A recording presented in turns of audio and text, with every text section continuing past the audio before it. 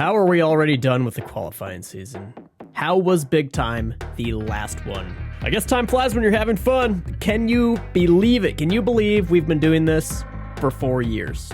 4 more years. What were you doing 4 years ago? Were you a different person back then? Do you remember worrying about some trivial nonsense that seemed like the end of the world, but it turned out to be trivial nonsense? Try this. Come up with 10 reasons you're a greater person now than you were 4 years ago. And while you're doing that, I'll come up with the top 10 moments brought to you by Silent Ninja. At number 10, you know in your heart's heart, we have the peels.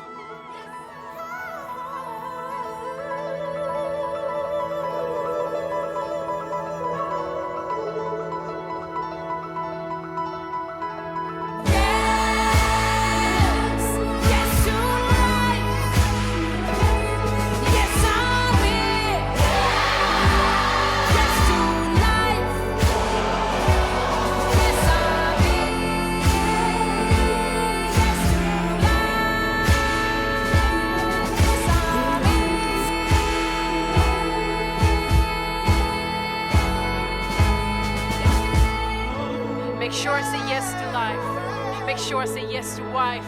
Make sure I do what I need. Make sure I do what's right. Number 9. Sydney Smith hacks the trickery. Let's break this obstacle down because it's sweet. Check it out. Starting platform, ending platform.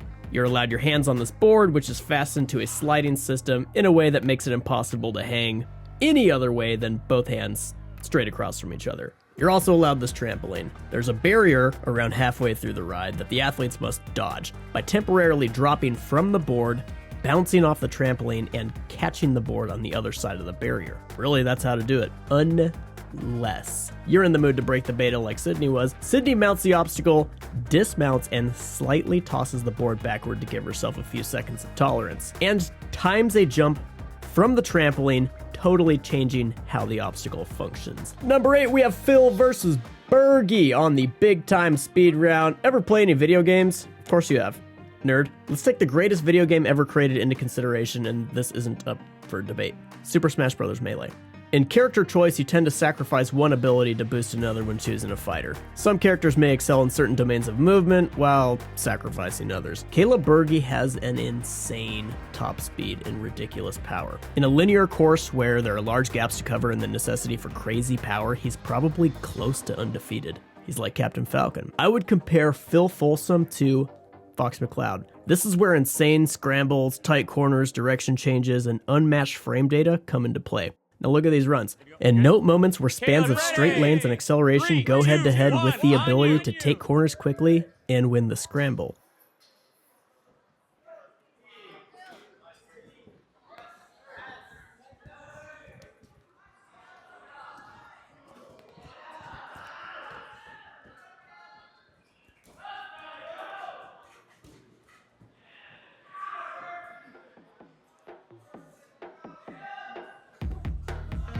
Character models aside, the speed course was fantastic, and these guys were a blast to watch. At number 7, we have Addy Herman running first and clearing the insane Big Time Hybrid. Running first sucks. You have no idea how newly modified or brand new obstacles altogether are going to function. You're leading the charge, you're the guinea pig, you are the test subject. Addy Herman squeezed into the finals in the last qualifying spot, which cast her into the run order as number 1 all day, providing that she advanced after running first, which she did all day. In fact, she ran first in the hybrid where the moves got bigger and more insane as you went, cleared the hybrid, only one of 2 to do so, put up a competitive speed and burnout time, and finished the competition in 4th place. At number 6, speaking of Addy Herman, Addy and Herman ran back-to-back throughout the finals because after Noah won the round for dudes, he wreaked absolute havoc on the hybrid course. The course was harder than day 1 and extended. Only 2 people finished, again, 1 without fails, and it took him barely over 50% of the time limit. At number 5, Joshua all right. It's a lot of consonants in that one. Dvoranchik. Joshua Dvoranchik. Okay, so Josh wasn't the first finisher in the open course, but he did something very important for the competition. He was the first one to this point, but he did so as a Wave 1 runner the way that a Wave 3 runner would expect to run with qualifying in mind. Anytime an athlete reaches the new furthest distance in a course, they get to pioneer the experience for the new position of the goalpost. Joshua not only got to do this with 2 of the open obstacles, his Wave 1 run qualified him comfortably for the Day 2 finals. Number 4, RIP Joe's lips. Okay, seldom does a non-athlete get into one of these moments, but with the size of the moves at big time, something like this was bound to happen. The air time for this obstacle toward the end of the women's hybrid meant we needed an extra layer of security. Joe was the extra layer of security. In the interest of stopping Kenzie from ragdolling into a support column, Joe Brown lunged into action. See, the falls at this height and speed can be unpredictable. Humans have a decent amount of limbs. We aren't as equipped as like an octopus or a centipede.